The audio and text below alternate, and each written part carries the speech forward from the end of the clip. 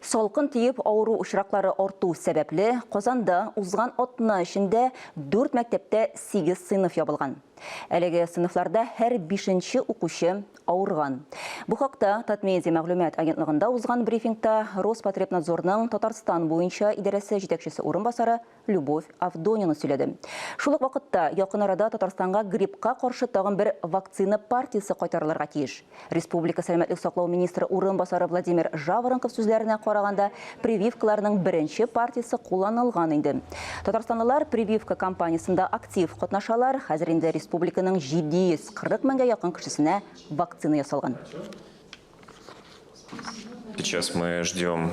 Хәзер без прививкаларның икенче партиясе кайтуын көтәбез. Бу атнада яки алдагы атна башында килеп җитәр дигән өмет бар. Шундый вакыт билгеләнгән.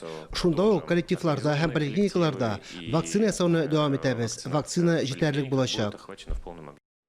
Башка хәбәрләргә күчәбез.